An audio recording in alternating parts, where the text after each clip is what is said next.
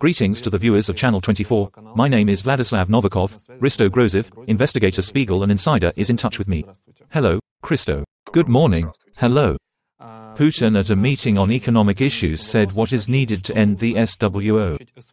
I would like to dwell on this separately, because this is a really big, serious topic. These goals are constantly changing, they are changing and then adjusting, in general, a substance that does not have any specifics. I would also like to discuss today the expected massive missile strikes, including the missile strike that took place today. Explosions are still heard around Kyiv. I would also like to touch on the topic of Durov. Well, anyway, let's get started. I will quote what Putin said. The successful completion of the special military operation is, as I have said more than once, the main condition for the implementation of Russia's long-term development plans. Of course, he said from an economic point of view that there should be an economy and this would help complete the special military operation. But despite this, the long-term plans he mentions, it seems to me, exist only in his imagination.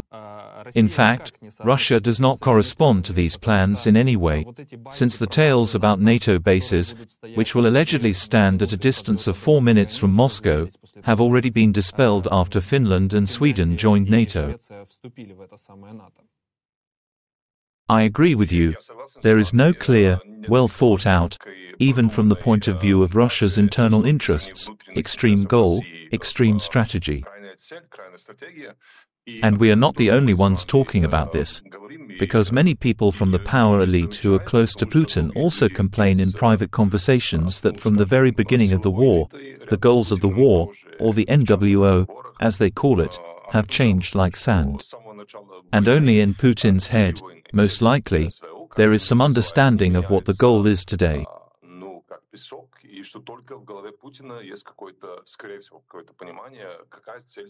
This is a real problem. A real problem because they don't even know, even at the military level, they don't know what is expected of them to accomplish such a victory, in quotation marks. What does this mean? To get on the western side of the part of Ukraine? Get to Kyiv or what? They don't really know about it. You are absolutely right that the public description of goals is also constantly changing, sometimes ideologically, sometimes as the reunification of two peoples that, in Putin's opinion, are common. Sometimes these are not only economic and ideological, but also military goals for protection. This is beginning to be noticed not only at the level of the elites, but also among the masses in Russia. And we can see this already in the analyses that are being made by our colleagues on how the mood in social networks in Russia is changing in general. Because even more so after the Ukrainian forces got to the territory of the Kursk region, despair and misunderstanding in general why we need this war have completely increased.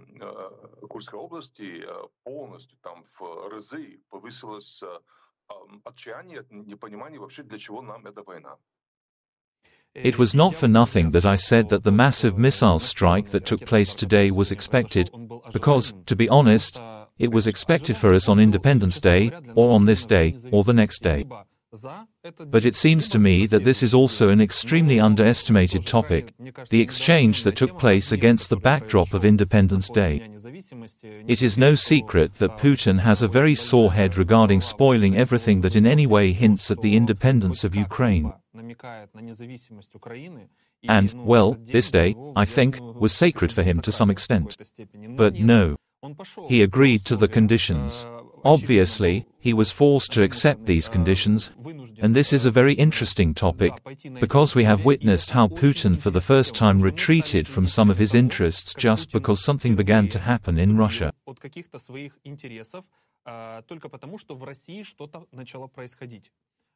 This situation in the Kursk region, as I understand it, launched some very serious processes, which he simply could not ignore, and even took such an atypical step for himself as the exchange of prisoners on the Independence Day of Ukraine. Yes, this is an interesting observation. I want to say that I talked to one very outstanding American former prosecutor, who is an expert on criminal psychopathy. He always told me that Putin is an obvious representative of a psychopath. namely a criminal psychopath, with whom my colleague and friend communicated for a very long time in his career.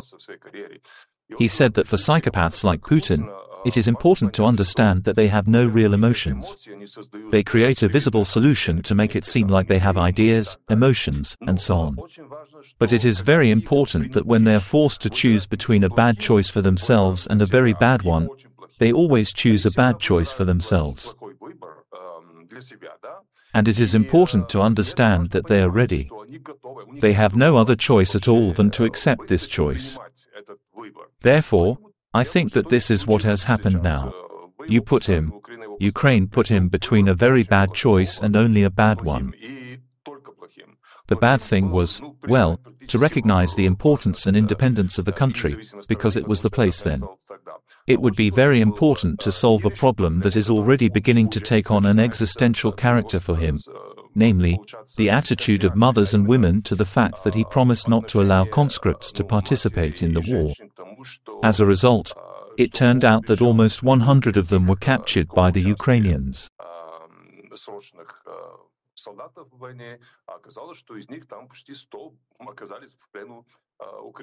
That is, for him it was a more terrible existential problem than the recognition of Ukrainian independence, the fact that he would not bomb on that day and would agree to an exchange. It seems to me that it is necessary to look for such choices for him between very bad and only bad. And this is what you said, which is also very strange and surprising in its own way, because human life means absolutely nothing to Putin at all. But then he took notice. Why is that? But again, he did not pay attention to human life. He focused on the fact that his most sacred basis for the future is that a significant part of the population considers him a savior king.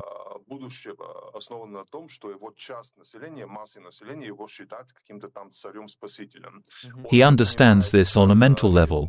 There are no emotions there, and he realizes that leaving conscripts in captivity will be an additional threat to him. Therefore, there was no sense of conscience or empathy for these soldiers. It was just a forced operation, because one of the main elements of criticism on social networks, which is still part of society, was that he deceived people by claiming that conscripts would not be victims of this war. But it is also an interesting point. That is, he was ready to kill more than 500,000 people and was ready to continue to do so. But still, these conscripts became something sacred for him. But I understand what you are talking about, that it is not these people specifically, but this ideology that these people portray. Well, yes, this is also the point that I think we need to highlight and understand what this weakness is. But this exchange is an attempt to extinguish this fire that has arisen. But this is a temporary solution, because, yes, you have exchanged people, but the armed forces of Ukraine are still on your territory. And as if all these conversations and some kind of peaceful negotiation, they already, as many experts say, after the armed forces of Ukraine entered Russian territory, they no longer make any sense, because the game has changed dramatically. And this attempt to extinguish this fire is by and large temporary, because the fire continues, and it will continue to flare up. So I am interested in your opinion about how much it will continue to flare up. No, it really depends on the situational ability of the Ukrainian army to stay there. Even if it remains at 5 square kilometers, it is a binary problem, and for Putin it remains unsolvable. That is, he will never be able to end the year, speak on television and say that the NWO is going according to plan, even if one Ukrainian soldier remains on the territory of Russia. Therefore, it was a rather cunning step. A very cunning step on the part of Ukraine, because they create an asymmetry of the problems here. It does not matter how many hundreds of thousands of square kilometers he owns by the time Putin starts negotiations in Ukraine. It is important that on the other side there is at least a symbolic part of Russia that will be under Ukrainian control. This asymmetry becomes symmetrical in the negotiation process. Here you need to take into account that the attitude of Ukrainians to the war and Russians to the war, when they have to pay part of the price for the war out of their own pockets, with their lives and the lives of relatives, is completely different. When Ukrainian forces entered Russian territory, my analysis was this. This will, of course, partially affect a part of the Russian population that will become more patriotic. We can say that they will develop an even more anti-Ukrainian internal ideology, as they will see it as confirmation of Putin's words, who warned that they would attack us. But at the same time, there will be another process of understanding that this war is costing us much more than the fact that our Tsar deceived us. There is a realization that our lives are already under threat.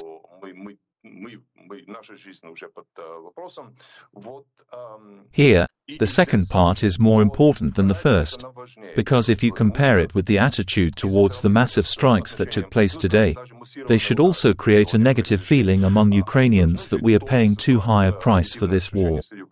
However, the Ukrainian side accepted this price from the first day of the war, and this is already old news for them, while for Russia it is new news.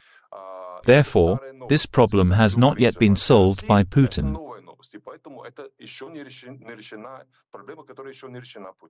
In this context, I would also like to consider the history of relations between Putin and China, Putin and Xi Jinping, because the meeting will be held within the framework of BRICS, and, apparently, they will meet on the territory of Russia. So, I wonder how China looks at all this, because it is obvious to them that now Russia has turned into a tidbit, which they are very carefully mastering. I think that everything that is happening is beneficial to them, despite the fact that they declare, as it were, well, as is customary according to international rules and norms, we also want peace, let's have peace, peace, peace, but in fact they are really mastering Russia. And what happened in the Kursk region, how do they look at it, in your opinion? Well, from the first day of the war, it was obvious that China would benefit from this war in any way. In one case, if Russia gets dragged into a long, very long situational war, Russia's economy may slowly fall into the hands of the Chinese Communist Party elites. This is happening. In another version, if Putin succeeded in a blitzkrieg, it would be a very useful moment for China to solve its problem with Taiwan. Now we see that the strategy of maintaining a long, but not very aggressive, war, without sharp outbreaks of, say, nuclear conflicts, has already been institutionalized, because it suits them.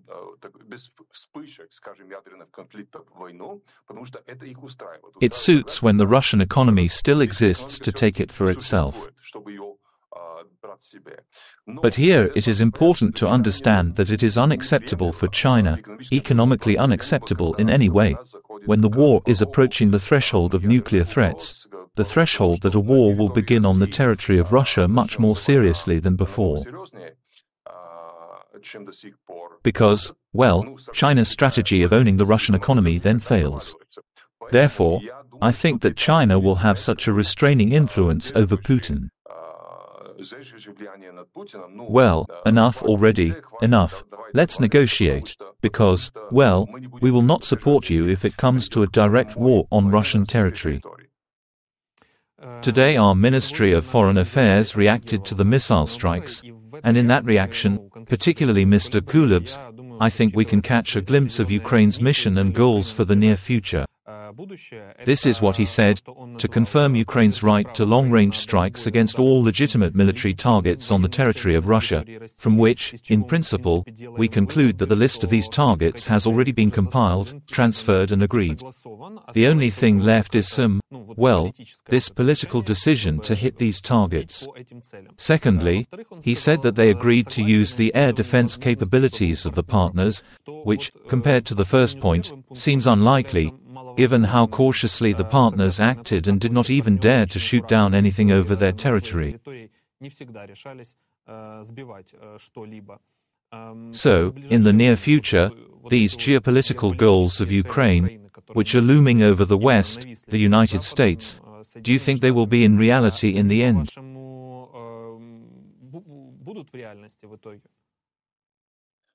Well, of course, it depends on the internal political situation in the West, because there is no such thing as a common West.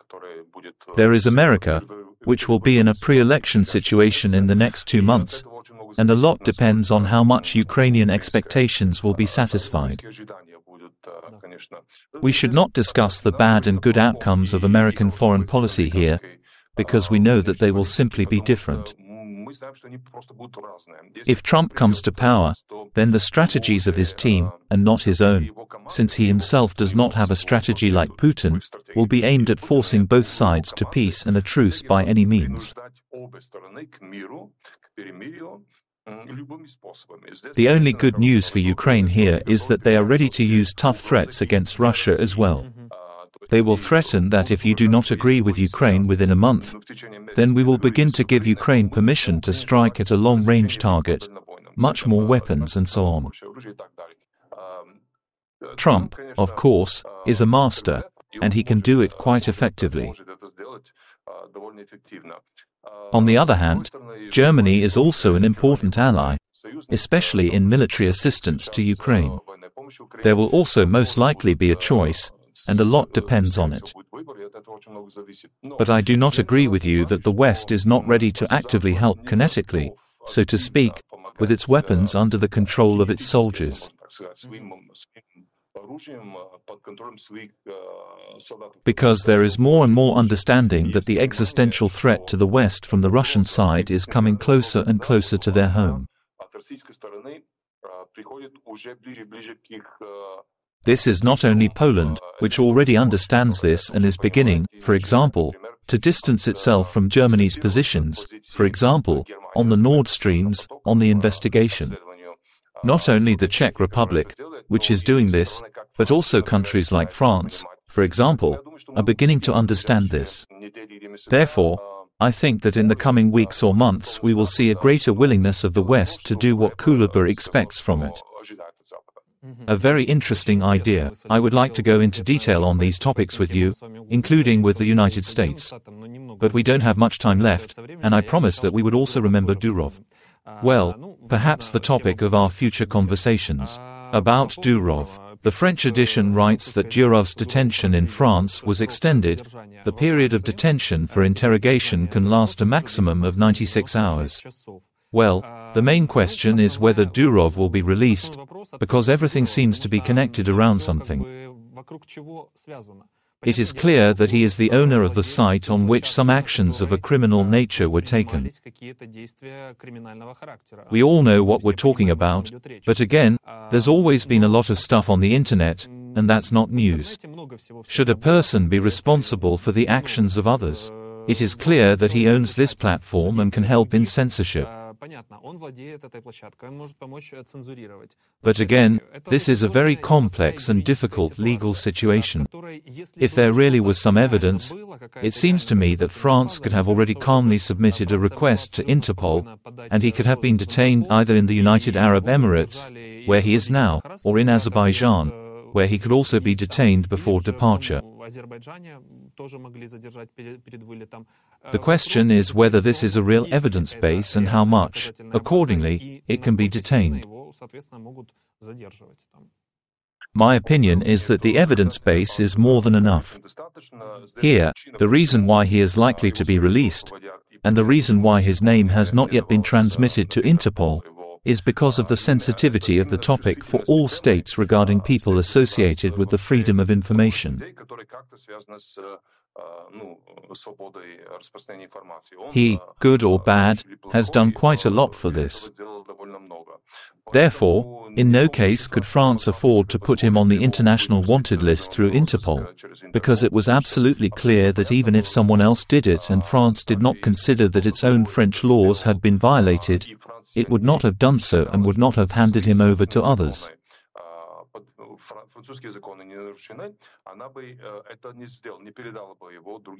Moreover, the United Arab Emirates is known for not handing over anyone at all, and therefore they have accumulated such a piggy bank of international criminals and so on. But why do I think that the evidence base is sufficient? Because the laws that Telegram violates are objective and clear, starting with non-criminal and administrative laws, such as the European Union's Digital Policy Act, which from 2021, especially after the 2023 changes, makes the digital platform responsible for the content that is distributed there.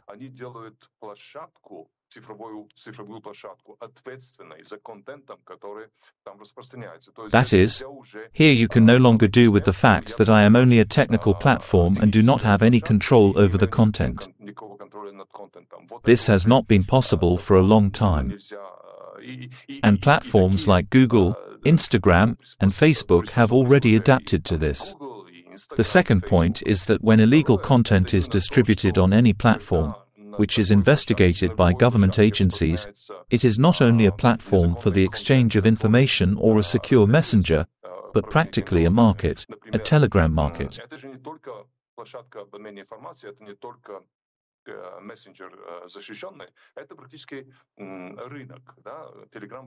There, like on the dark web, certain products are sold and advertised, including illegal drugs, illegal child pornography, and so on. All this is being investigated by the French authorities, because some of these drugs are actually sold in France.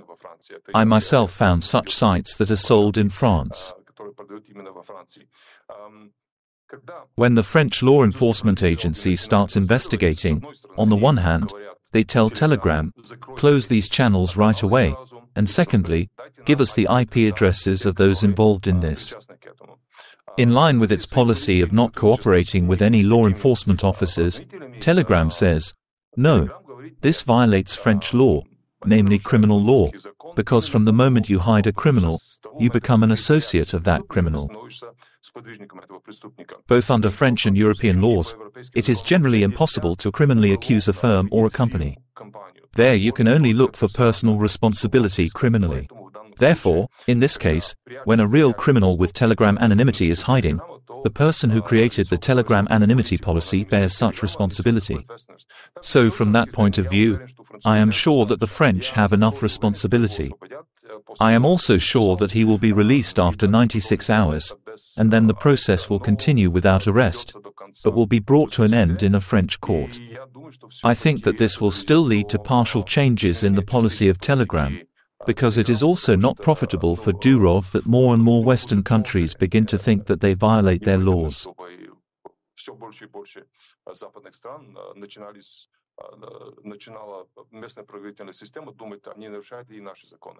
That is, if he is released, he theoretically has the opportunity to leave this country, to fly away. It is unlikely that there will be an opportunity to leave immediately. I'm only here to think, because, most likely, he will be allowed to do so on his own. As they say, he, honestly, will not leave.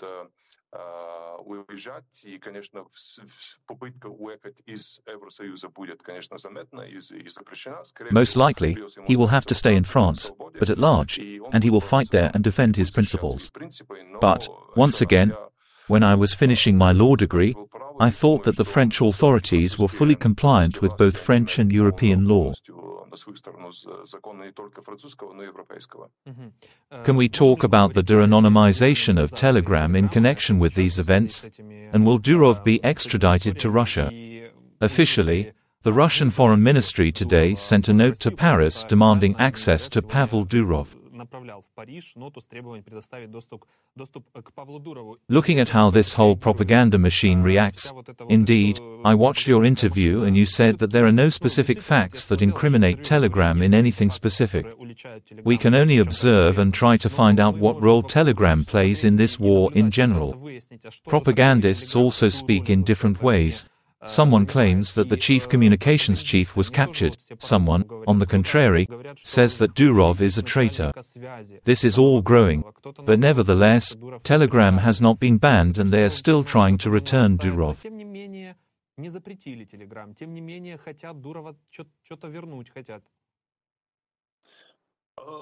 Of course, there is some kind of compromise that Telegram has made with the Russian authorities in order to continue to exist.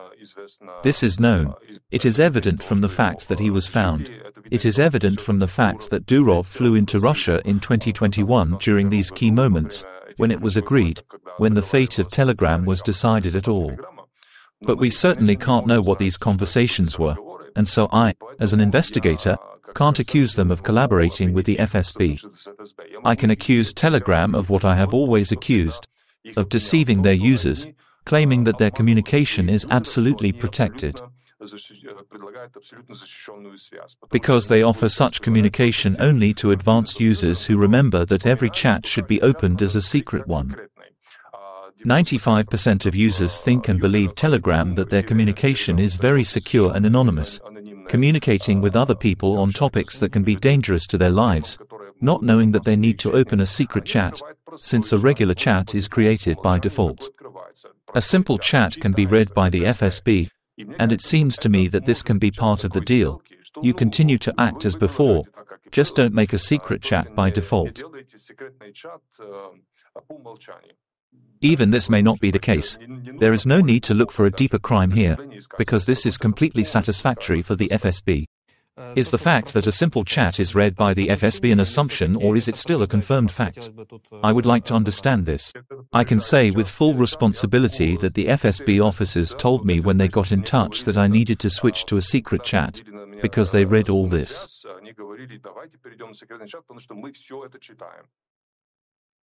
I understand you, Mr. Christo. Thank you very much for your time. It was an interesting and useful conversation for our viewers. I wish you all the best day.